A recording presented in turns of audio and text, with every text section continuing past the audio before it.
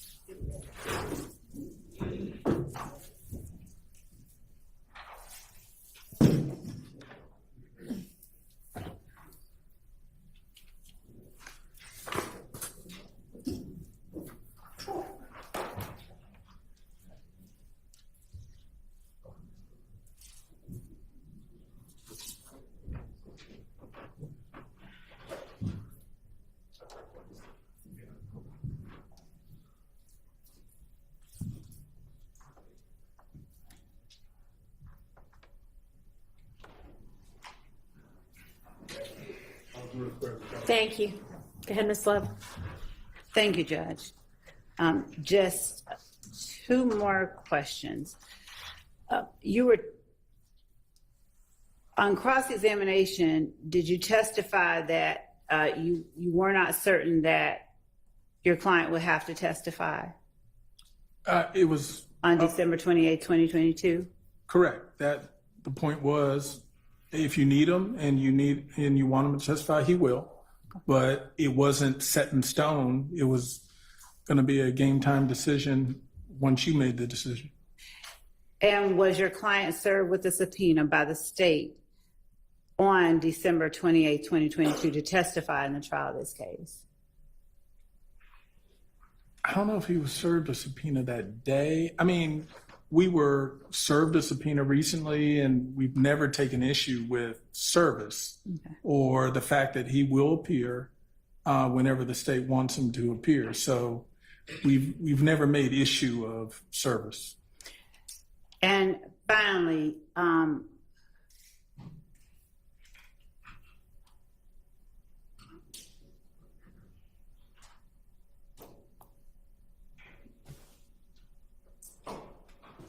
you were asked on cross-examination about an Alford plea, and it revolving around somebody saying they're not guilty. Was this one of those pleas? This plea, no. Thank you. That's all that I have. All right, thank you. Is there any recross from any of the defense attorneys? Mr. Stillwell. No recross on behalf of Mr. Williams. All right, thank you very much. Mr. Wright, thank you for your time. Thank you, Judge. And remember, your client is excused but not released, so if he comes back, we'll see you again, but otherwise. Understood. Thank you, Judge. All right, call your next witness. Yes, Your Honor. The state calls Mr. Thomas Burnett to the stand. Thank you.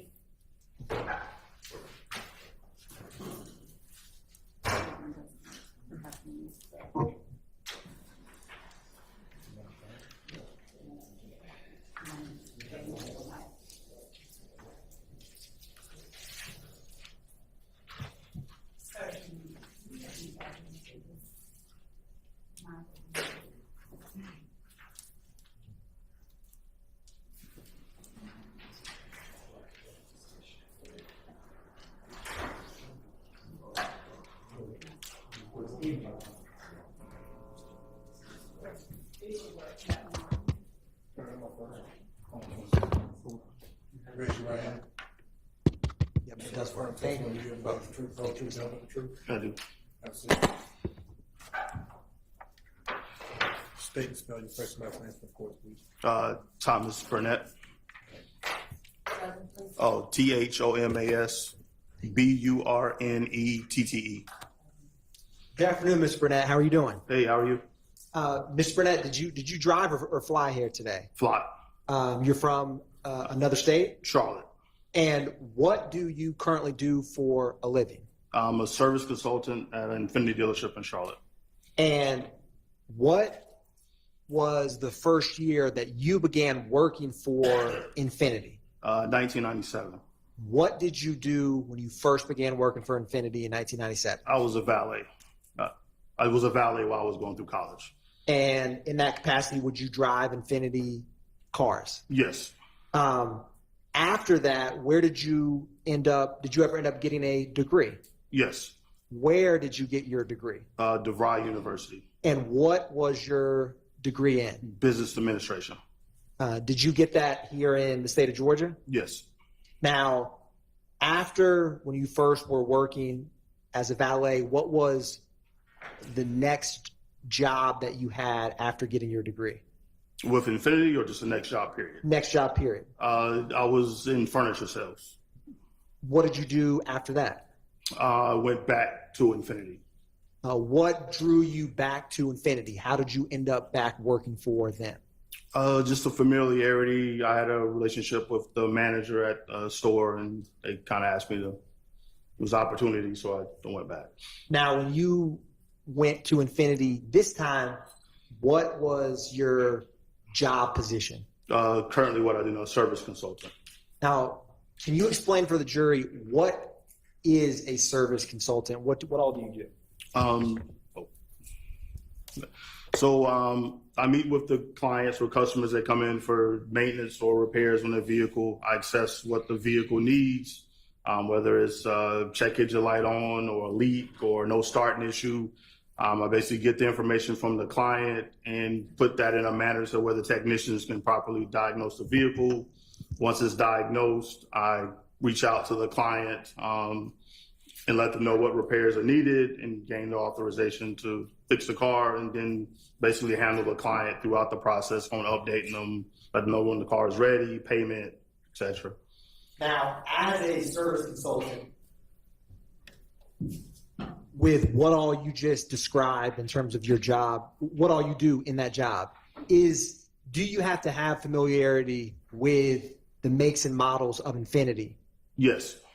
Can you explain for the jury how you gain familiarity with Infiniti makes and models as a service consultant? Well, we have to do certification tests quarterly to make sure we're certified. And then, also just being around the vehicles, you learn and pick up certain common things about the cars. And you have to identify certain things with them to know what year it is, what type of oil it takes. So when you're quoting prices, you quote them accurately. So.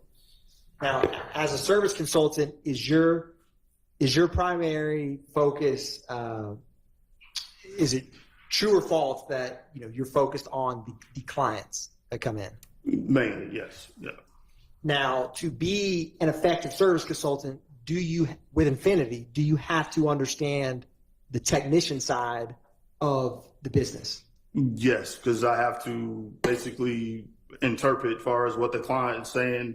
As far as sometimes help the technician understand what the issue is. And then there's a lot of terms and expressions that technicians will explain to what's wrong with the car. And sometimes that's not customer friendly for us to understand what actually the issue. So sometimes I have to do some interpretation as far as making it a little easy to understand on what actually is going on with the vehicle. Now, Mr. Burnett, jumping back to after you got your degree and you worked in, when you first went back to Infiniti, what location were you working out of? South Atlanta, Infiniti of South Atlanta. Is that the one on 4201 Jonesboro Road? Correct. Now, what year was it that you? 2005. And how long did you work at that location? Till 2020, 2021, I'm sorry. So roughly about 15 years? Yes.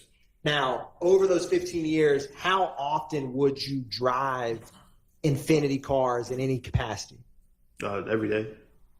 Would you drive them in both daylight and nighttime? Yes. I've also currently own Infiniti, and I've also owned Infinitis from like 2007 on. So.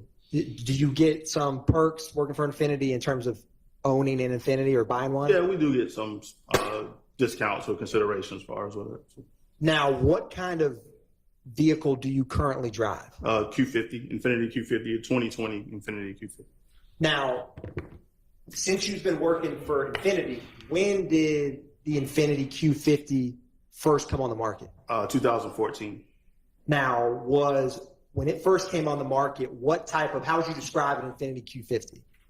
It's a sports sedan built on performance. It was pretty unique in design, as far as at the time, as far as it had distinct features, as far as the headlights, tail lights, the front grille were pretty distinctive at the time when it first came out. Now, is there any Infinity model or make that is similar back in 2014 when the Q50s first came on the market? No, there was a G37 sedan, but it looked completely different than the Q50. It wasn't really, it was a whole different design. So now, is there any significance to the G37 in terms of the name of that car versus the Q50? No. In terms of the lettering or numbering? Oh, well, like as far as the G37 was basically named after the engine size. So the 37 is how Infinity used to distinguish what size engine was in the car. When the Q50 came out, it was the beginning of the rebadging to where all the same models basically had the same. So a Q50 is the sedan, the 4-door sedan. A Q60 would be the 2-door car, and then they identify the engine size by the decal that's on the side of the car, whether it's a 2.0 engine or 3.0 or 3.7 back when it first came out in 14. Now, you have described a decal on the side of the Infinity Q50. Is that unique to that make and model? Pretty unique. You don't see it a lot on other makes. Most makes don't identify what engine size is in the car by any type of badging on the side. So previously, Infinity, you would know the engine size based on the name. Yeah. And then after that, they put a visual indication of the engine size? Correct. Yeah, they were kind of tired of changing names every time a new engine came out. So it went from like G35 to G37, and then it stopped, and then they just changed the badging on all the cars to Q. That makes sense. Now, are all the makes and models in the Infinity fleet start with Q? Correct. Yeah, the cars are Q, and then the SUVs are QX. Now, you were working for Infinity in 2014 when the Q50 first came out. Yes. Has the Infinity Q50, does it have a sunroof? Yes. Pretty much probably 80% of the models, or maybe even higher, have a sunroof. The only ones that don't have a sunroof are the Q50As, and that's on the back of the car. You'll see the A. And that was kind of like the base entry-level car, which we didn't sell very many of those cars because dealerships wouldn't order them because they knew they wouldn't sell them. So now, when you said when you went back in 2005, you worked till 2020. What did you do after leaving the South Atlanta Infinity in 2020? I moved to a few dealerships around. Initially, I took a job as a service manager at a Nissan store in LaGrange, Georgia. That didn't quite work out, so I worked at the Nissan in Morrow. Then I went back to Infinity, different location. I was at the Cobb County location in Nally. And then I worked for Lexus for a short period of time before the Infinity South Atlanta store asked me to come back. And that was in last year. So you kind of went full circle back to that South Atlanta Infinity? Yes. How did that come about?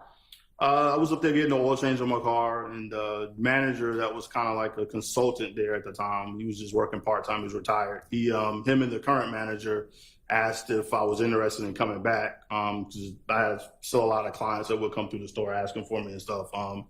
So they asked if I had any interest in coming back, and it lined up with what I needed at the time, so I went back.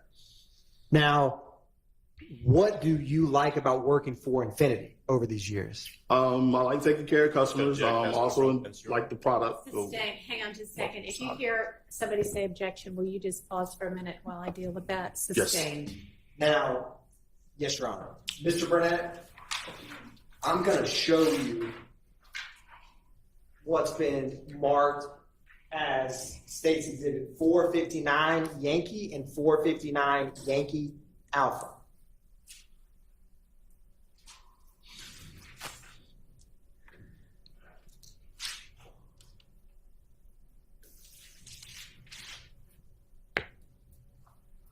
And if any defense counsel,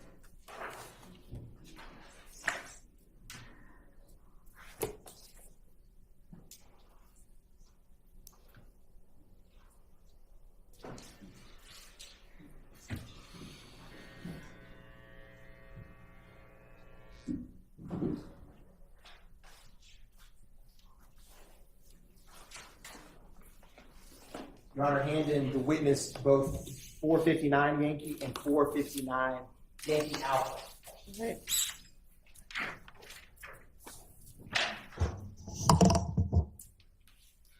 Mr. Burnett, what are 459 Yankee and 459 Yankee Alpha?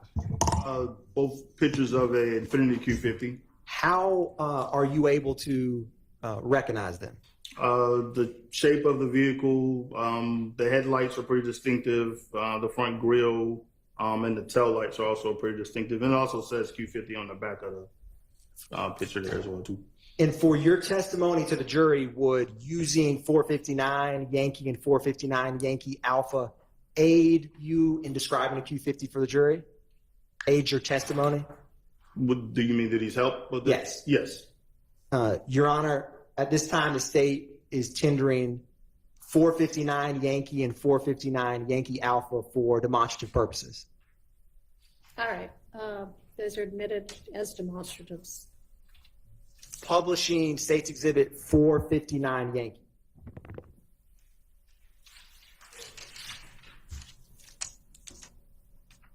Now, Mr. Burnett, earlier when you were describing a Q50, what is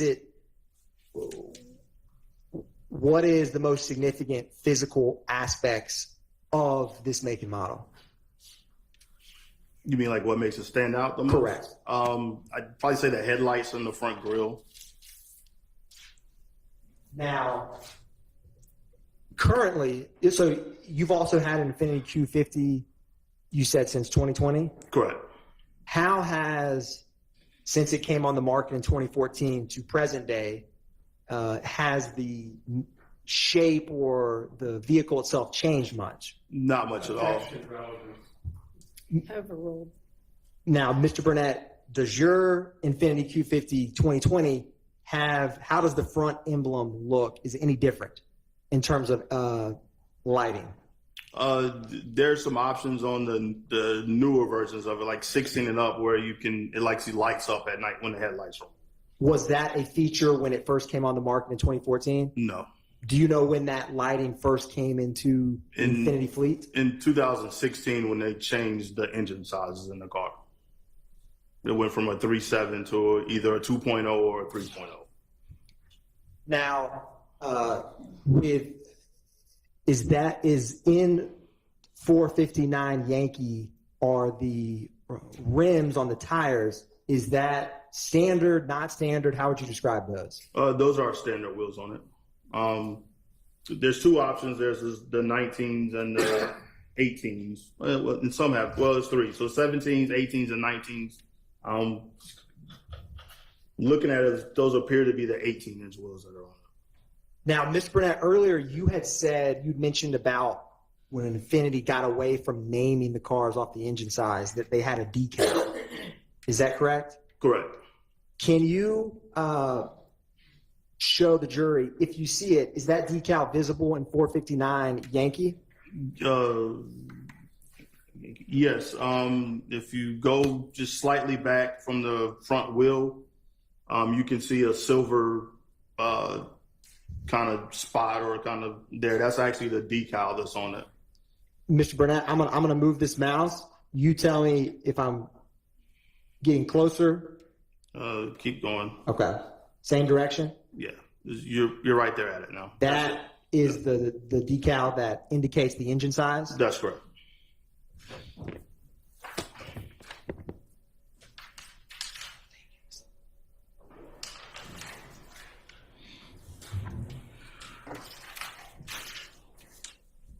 Now, turning to 459 Yankee Alpha, can you describe for the jury what stands out to you in terms of it is different about the Infiniti Q50 compared to other Infiniti makes and models?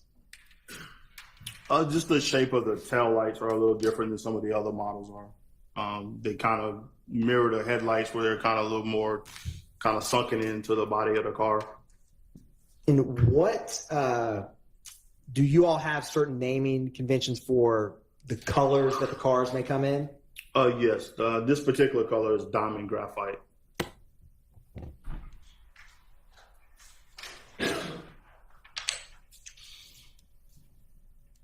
Now, when did you leave what was your last job in the state of Georgia before you left? I was service consultant at South Atlanta, the Jonesboro location. And when you moved to North Carolina, did you work with an Infiniti company Yes, there? same role, yes. Just in Charlotte, yes. Now, back in March of 2016, what location were you working in for Infiniti? Union City, the 4201 Jonesboro Road, Infiniti of South Atlanta. Now, do you recall a time where any law enforcement personnel ever came by that location when you were working to interact with you? Vaguely. There was, and I don't remember the exact date or time, but there were some officers that came in. They were directed towards me. At the time, I was like the assistant manager or lane manager, sometimes we'll call it. And I think one of my other employees pointed in my direction. They had some photos or like a poster board of a car, and they just kind of asked some questions about what type of car it was. And there may have been a few other questions. I don't recall what they were. And then they were like, hey, this is part of an investigation. We'll probably be in contact at some point. Sustained. Now, Mr. Burnett, do you have any independent memory of what kind of car the vehicle was that they showed you in those photographs? Not in 2016, no. Okay. Now, I want to publish, Your Honor, what's already been admitted as 296 Yankee, and the state's going to start the publishing at 8 minutes and 30 seconds. All right.